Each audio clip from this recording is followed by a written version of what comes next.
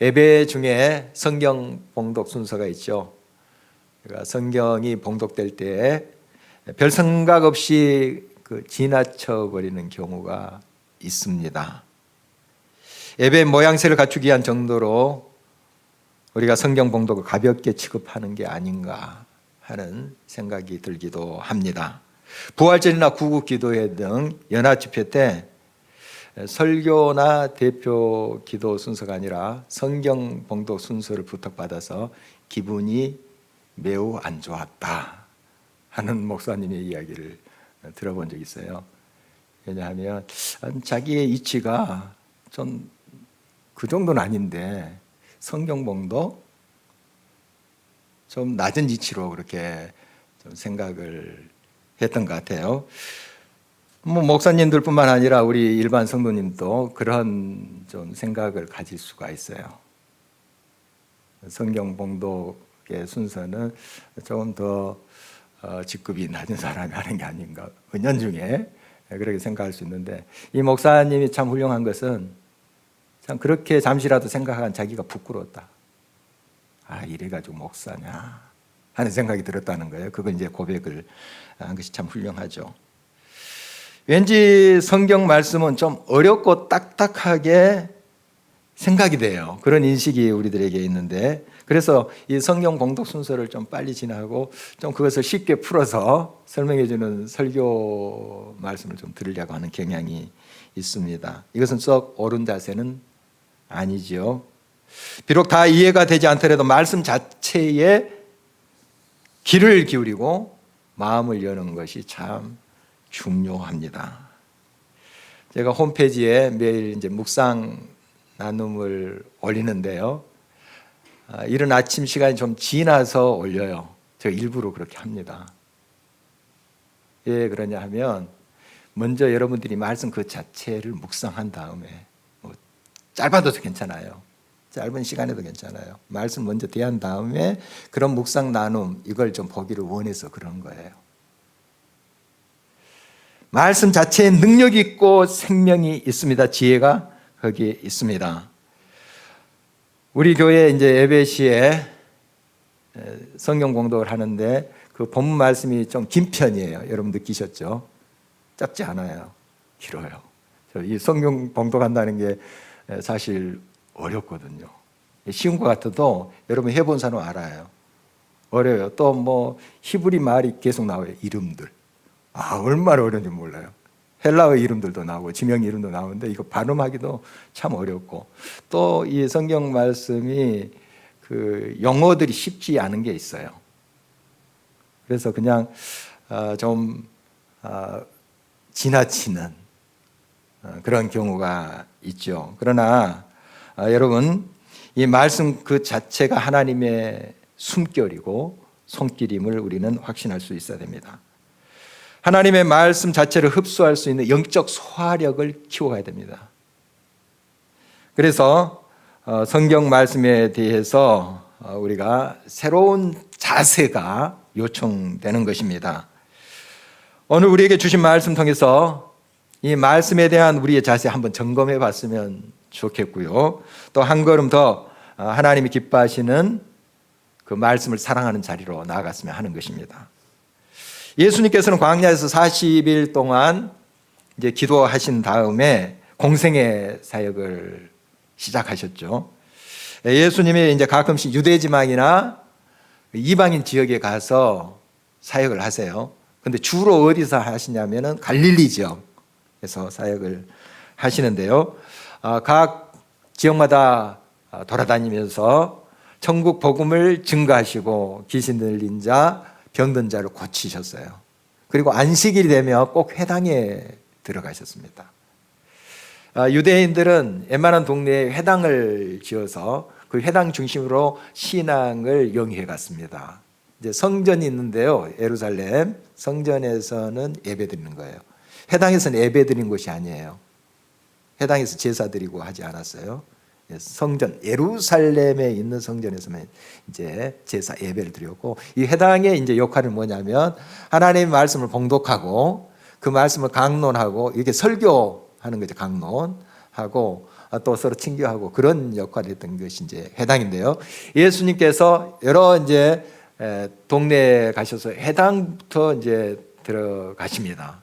그래서 말씀 봉독하시고 강론하시고 이게 이제 랍비들 선생들이 했던 그런 일들이죠. 그 동네에 랍비가 있으면 그 랍비가 회당에서 또 말씀을 강론하고 또 순회하는 랍비들이 있어요. 이 동네 저 동네 이제 순회하는 랍비들이 오면 또 그분들이 그 회당에서 말씀을 강론하기도 하고 이렇게 했죠.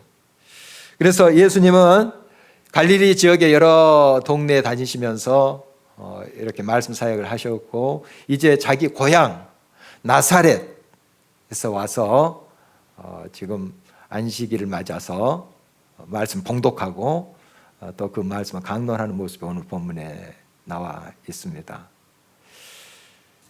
예수님께서 이 안식일에 말씀을 봉독할 때 그 자세에 오늘 좀 주목을 하려고 하는데요.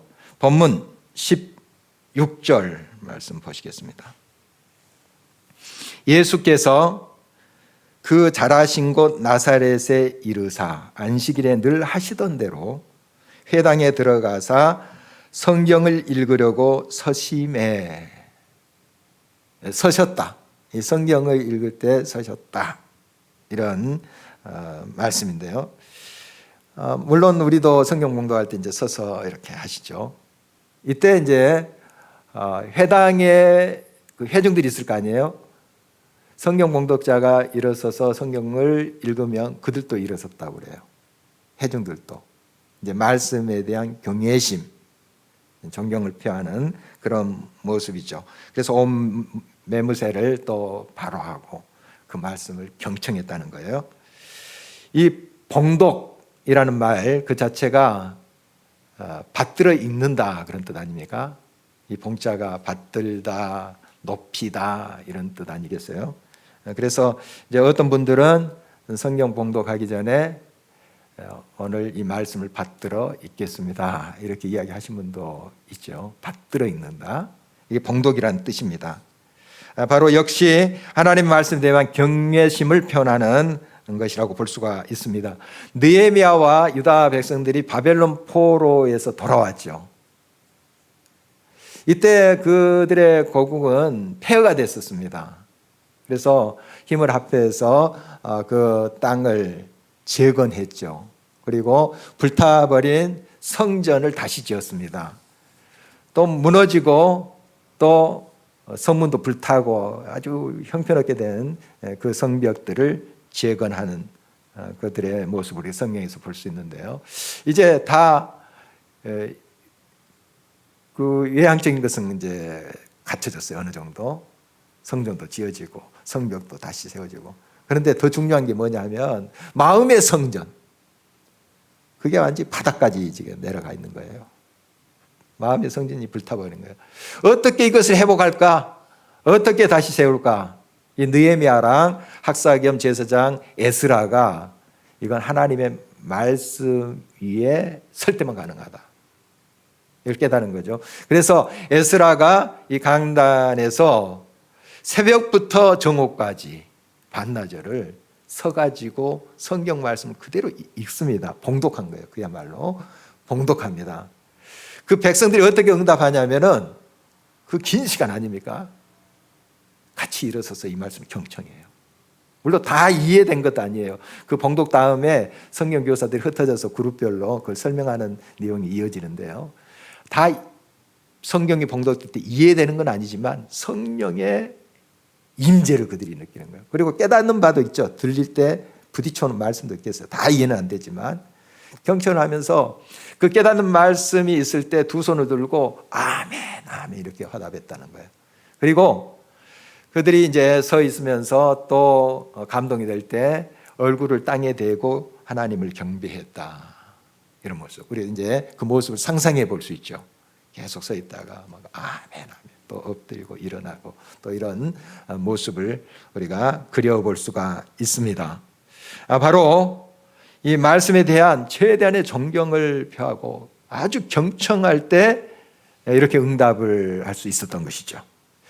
영국에서 제가 이제 다녔던 교회에서는 성경 봉독자가 3사람이에요. 그러니까 본문이 3개죠. 구약 본문 하나이고, 꽤 본문이 길어요. 그걸 읽더라고요.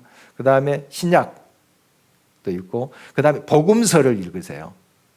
그 교회는 교회마다 조금씩 다른데 제가 이제 다녔던 교회 이야기입니다. 복음서 읽을 때 회중들이 다 일어서더라고요. 복음서는 예수님의 말씀이 또 기록되어 있고 직접 하신 말씀들 있잖아요. 그리고 예수님의 사역이 기록된 말씀이다 해서 그 존경심을 표현하는 그런 이제 의미더라고요. 어떻든 이렇게 말씀에 대한 존경심을 가지고 나아가는 모습이 참 인상적이고, 다른 어떤 모습보다 그 성경 봉독할 때 성도들이 일어서서 경청하는 모습이 지금도 눈에 선해요. 그게 잊혀지지 않습니다. 사실 말씀을 강론하거나 풀어서 설교하는 것도 필요해요. 어떤 거 우리가 이해하기가 참 쉽지 않잖아요. 그래서 이런 설교들이 이제 필요한데, 더 소위 권위 있는 게 말씀 그 자체에 있어요. 말씀 그 자체에 있습니다. 그래서 이 말씀에 대한 우리의 태도가 참 중요하다 하는 것입니다. 여러분이 개인적으로 말씀을 봉독할 때뿐만 아니라 이런 회중들과 함께 있을 때 말씀 봉독할 때 같은 태도예요. 같은 마음으로 이 말씀을 귀하게 여기는 것입니다. 예수님은 그 당시 사람들이 소중히 생각했던 성경 봉독의 전통을 겸손하게 지키셨습니다. 하나님과 동등된 분이시죠. 삼일체 하나님이십니다. 그러나 그 해당의 질서와 여러 관례를 소중하게 생각하고 따랐던 거죠. 예수님도 서서서 봉독하고 있는 모습 보게 됩니다. 그래서 그 말씀은 이제 나사렛 회당에서 봉독하게 되는데, 그 본문이 이사야 61장입니다. 그 당시에 뭐 몇 장 그건 구분이 되지 않았지만 나중에 이제 그 구분을 했지만, 우리가 알고 있는 이사야 61장 그 본문이에요. 메시아에 대한 예언이거든요. 이사야가 오래전부터 주님이 오시기 전에 예언한 그런 내용입니다. 이 말씀을 봉독한 다음에 예수님이 앉으셨다. 그래서 강론을 하는 모습이 보여지는데요. 20절 계속해서 보실까요?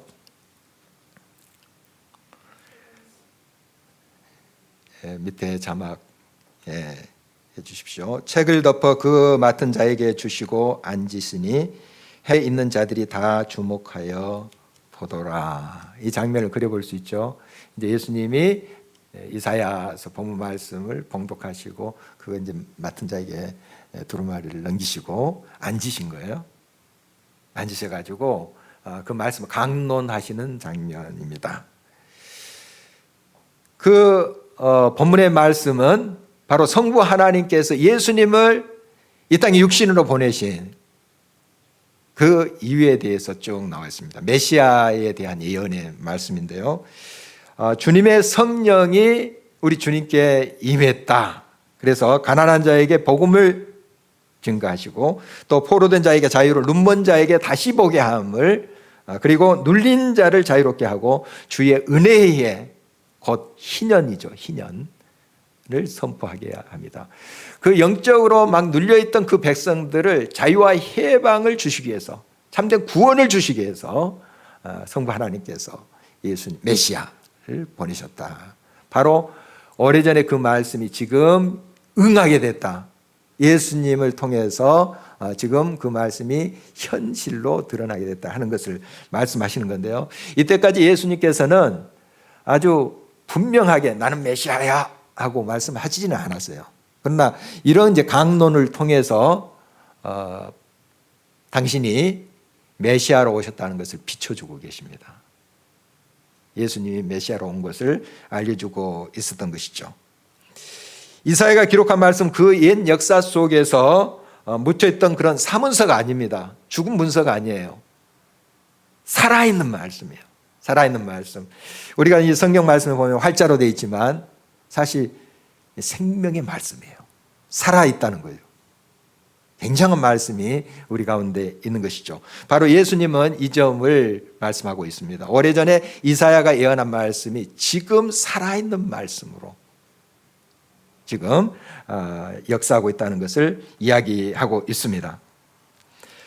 이렇게 이 생명의 말씀에 대한 강론을 할 때 나사렛 사람들은 놀랐습니다. 이렇게 여태까지 말씀한 사람은 없었거든요. 그런 납비가 없었어요.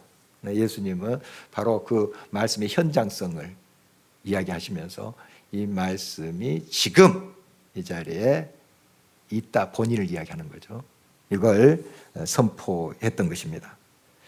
여러분, 성경을 대할 때 그 말씀을 살아있는 하나님의 말씀으로 받아들이는 게 참 중요합니다. 그게 사실이죠.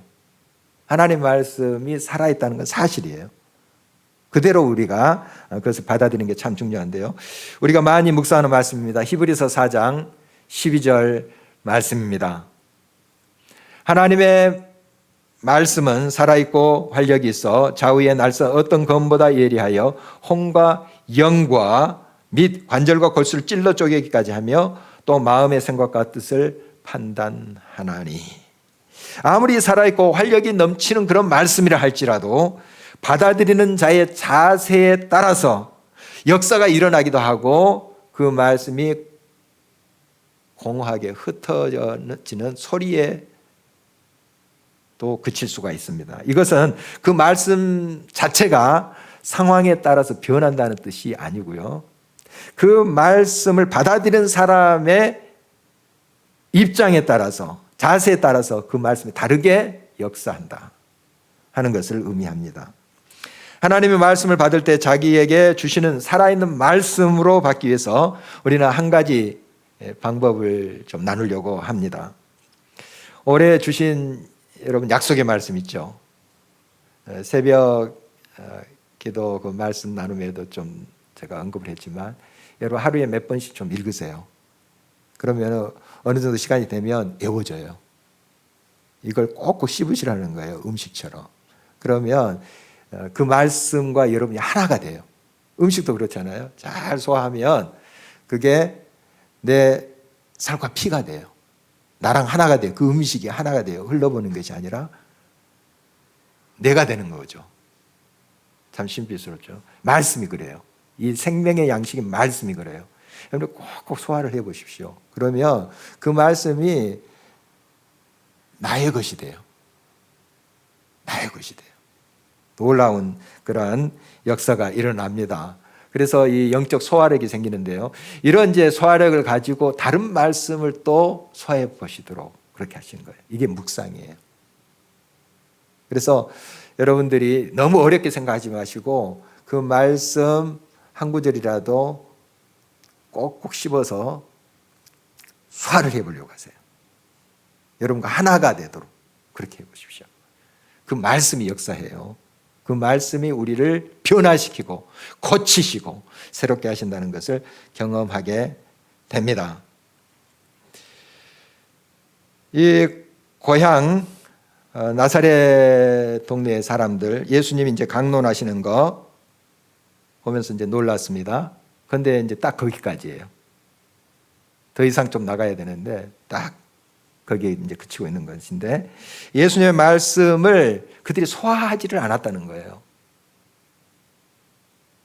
이 메시아에 대한 증언을 할 때 정말 마음을 열고 귀를 열었으면은 그 말씀이 딱 받아들여지고 소화가 될 텐데 그렇지 못했어요. 왜냐하면 그들에게 선입견이 있었습니다. 바로 그 앞에서 지금 말씀 봉독하고 강론하는 사람, 청년이 목수의 아들, 즉 요셉의 아들이라고 그들은 알았기 때문이죠. 그리고 어렸을 때부터 예수님을 그들은 알았어요. 같은 동네 사람이고 청년이니까 알지 않겠습니까? 이런 것이 오히려 그 예수님이 메시아로 왔다 하는 것을 이해하는 데 방해가 됐던 거예요. 저 사람 그래도 성경을 좀 아는 청년 뭐 이 정도, 그리고 누구 집 아들 이 정도로 생각했던 것이죠. 여러분, 우리가 때로는 이런 지식과 경험이 우리가 예수님을 인격적으로 만나는데 방해가 될 수 있음을 기억해야 됩니다. 도움을 줄 수도 있지만 그것 때문에 예수님을 더 깊이 알아갈 수 없다는 것도 있다는 거 우리가 주목해야 됩니다. 차라리 아무것도 몰랐던 그런 이제 다른 동네, 먼 동네에 있는 또 이방 사람들, 이런 사람들은 예수님을 비교적 인격적으로 만납니다. 변화가 많이 일어났어요. 다 그런 건 아니지만 비교하자면 그래요. 그런데 나사렛 사람들은 예수님을 알잖아요. 이것 때문에 예수님을 메시아로 받아들일 수가 없었어요. 예수님의 그 말씀, 강론의 말씀, 메시아에 대한 그런 증언 아닙니까? 받아들일 수가 없었죠. 지금도 저는 이제 왕초보지만 언젠가 테니스 레슨을 받은 적이 있어요. 이 말은 옛날에도 한번 좀 나눈 것 같은데요. 이 코치가, 선생님이 평소에 이제 저한테 목사님 하면서 얼마나 이렇게 살갑게 대하는지 몰라요. 그러나 레슨 받을 때는 호랑이에요. 그냥 무섭게 이렇게 하면 조금 주눅도 들고 그랬었는데, 어깨 힘 좀 빼세요 막 하는데 조금 제가 많이 긴장을 했습니다. 근데 어떨 때는 좀 말 그대로 해보니까 좀 통하긴 한데 잘 안 되더라고요. 잘 안 돼요. 계속 이제 꾸지람만 듣고 이제 그랬었는데, 코치가 이런 말을 하더라고요. 그래도 목사님은 이제 처음 낚여서 잡고 이제 테니스를 한 사람이라 비교적 쉬운 편입니다. 처음 하는 사람이라. 그런데 테니스 좀 한다는 사람 자세 고치기는 거의 불가능에 가깝습니다. 잘 안 됩니다. 이런 말을 했었어요. 이 나사렛 사람들, 뭔가 예수에 대해서 안다고 하는 게 오히려 예수님이 메시아로 오셨다는 것을 이해하는데 걸림돌이 되었죠. 예수님 고향에서 선지자가 환영받는 게 참 그렇지 못하다 하는 말씀을 이제 하고 계시는데요. 더 예수님을 받아들이기 어려운 사람, 메시아로 인정하기 어려운 사람 누구냐 하면 예수님의 육친의 동생들이에요. 마리아랑 요셉 사이에 또 그 자녀들이 태어났거든요. 성경에 그 이름도 나와요. 우리 성경에 야고보서 쓴 야고보가 예수님의 육친의 동생이에요. 그리고 유다서 쓴 유다, 가룟 유다가 아니고 유다가 예수님의 육친의 동생인데요. 이들은 예수님이 사역하실 때 예수님이 조금 정신이 이상했지 않나 이런 생각을 했어요. 그래서 우리가 이제 복음서를 보면은 예수님 데리러 가려고 찾아오는 그 장면이 있어요. 그러니까 같이 어렸을 때부터 우리식으로 표현하면 딱지치기 하고 구슬치기 하고 했던 형이 갑자기 메시아 뭐 이런 소리를 흘리고 또 이렇게 비추고 하니까 우리 형 이상하게 됐다. 아마 이런 생각을 한 것 같아요. 그래서 그들이 예수를 메시아로 받아들이기가 참 힘들었어요. 그런데 예수님이 이제 돌아가시고 부활하셨잖아요. 부활하시고 그들이 이제 부활하신 주님을 만났죠. 그리고 드디어 자기 형, 육친의 형 예수님을 메시아로 인정하게 된 거예요. 성령의 충만을 받고 눈이 열려서 예수님이 하나님의 아들 메시아인 것을 고백하게 되고 그들이 초대교회를 정말 신실하게 섬겼던 훌륭한 종들이 되었다 하는 거 우리가 볼 수가 있습니다. 나사렛 사람들 비롯한 유대인들은 선민 사상이 있었어요. 우리는 아브라함의 자손이다. 그래서 자동적으로 하나님의 백성이다 하는 자부심이 굉장히 컸습니다. 이것이 오히려 그들을 하나님의 말씀을 겸손하게 받아들이는데 방해하는 걸림돌이 되기도 했습니다. 예수님은 두 가지 예를 드시면서 그 나사렛 예수님의 고향 사람들의 그 완악한 마음을 꾸짖고 계시는데요. 첫째 예가 이제 엘리야 시대에 큰 홍수가 들었어요. 그 흉년이 들었어요. 3년 6개월 동안 비가 안 왔는데 그 당시 비가 안 오면 농사를 지을 수가 없죠. 요즘처럼 이제 관계 수로가 잘 이제 되어 있는 것도 아니고 그러면 굶어 죽어요. 참 힘들죠. 이런 시대에 하나님께서 그 엘리야를 이스라엘에 많은 과부들이 있는데 그들에게 보내지 않고 저 시돈 땅 사렙다하라는 동네에 한 과부에게 보내시는 거예요. 그래서 그들이 이제 그 가정이 또 다시 살 수 있도록 그렇게 하는 역사가 기록되어 있고요. 그리고 엘리야 그 선지자 제자가 있습니다. 엘리사 시대 때 일인데 이스라엘에 많은 그 나병 환자들이 있었어요. 그런데 그 사람들이 엘리사를 통해서 다 고침을 받는 것이 아니라 수리아 사람, 지금 이제 시리아 쪽인데 수리아, 아람이라고 하는 그 나만이 엘리사를 통해서 고침을 받아요. 왜 이 두 가지 예를 이렇게 예수님이 들고 말씀하셨을까?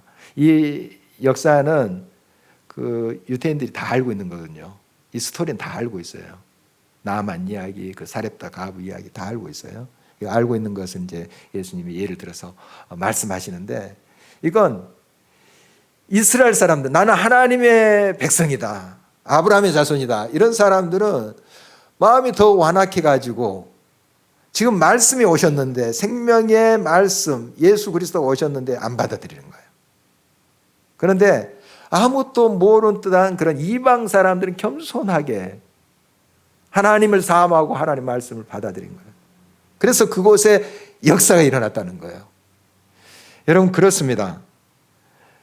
우리가 늘 이런 겸손함으로 하나님 앞에 나가야 됩니다. 아까 예수님의 육신의 동생들, 참 예수님을 메시아로 구주로 받아들이기 어려웠던 사람들이 어떻게 변화됐나요?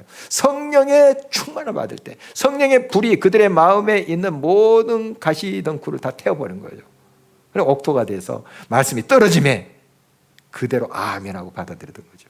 그렇습니다. 우리가 많은 신앙의 연조를 가지고 있다고, 또 성경에 대한 지식이 많다고 하더라도 항상 겸손하게 우리의 마음밭을 일구어야 됩니다. 귀 기울여 말씀에 청종해야 된다는 것이죠. 하나님이 그런 마음에 역사하십니다. 예수님께서 이렇게 나사렛 사람들에게 지적을 할 때 나사렛 사람들이 좀 회개하고 돌아와야 되잖아요. 우리 잘못했구나, 완악했구나, 마음이 굳어있구나. 그런데 그렇지 않았어요. 화가 나가지고요, 그 지적하니까 예수님이 막 끌고 갔다 그랬어요. 끌고 가가지고 그 나사렛 동네가 이제 산을 깎아서 만든 동네인데요, 그래서 그 산 낭떠러지까지 가서 밀쳐 떨어뜨리려 했었어요. 죽이려 했던 거죠. 예수님 그들 뿌리치고 이제 또 피해 가시는 모습 보게 됩니다. 여러분, 이 나사렛 사람들 얼마나 불쌍한가요? 지금 정말 생명이 오셨고 또 메시아가 오셨는데 그 생명을 그들이 뿌리쳤던 아주 불쌍한 사람들이 되고 말았죠. 참 자유와 해방, 희년을 선포하러 오신 예수 그리스도, 참된 자유와 해방을 맛보지 못하고 그들은 참 비참한 불쌍한 인생이 되고 말았습니다. 여러분, 하나님의 말씀 지금 우리 곁에 가까이 있습니다. 그 말씀, 천지를 창조하신 그 말씀, 그 말씀이에요. 동일한 말씀이고, 바다야 잠잠하라, 그 말씀 그대로 지금 우리 곁에 이 말씀이 있는 것입니다. 사막에 강을 내시고 또 광야에 길을 내시는 그 말씀, 그것이 바로 우리 곁에 있다는 것입니다. 하나님의 말씀을 경외하는 마음을 우리가 회복해야 하겠습니다. 말씀을 받들어 읽는다는 자세로 늘 그 말씀 앞에 우리가 서기를 바랍니다. 말씀을 귀 기울이고 또 마음을 열고 받아들여 보시기 바랍니다. 여러 참고서적이나 해석도 필요하지만 그 자체보다 말씀을 여러분이 소화하려고 하는 습관을 가져보시기 바랍니다. 그 소화력이 생기면 이 말씀이 소화가 되면서 재밌어요. 감동이 됩니다. 여러분, 이런 말씀의 능력으로 2021년 승리하기를 간절히 바랍니다. 선입견과 편견을 내려놓고 성령의 충만함을 구하면서 우리가 이 말씀의 능력 안에 거함으로 우리를 통해서 말씀의 놀라운 역사가 있기를 주의 이름으로 축원합니다. 함께 일어서서 찬양하도록 하겠습니다.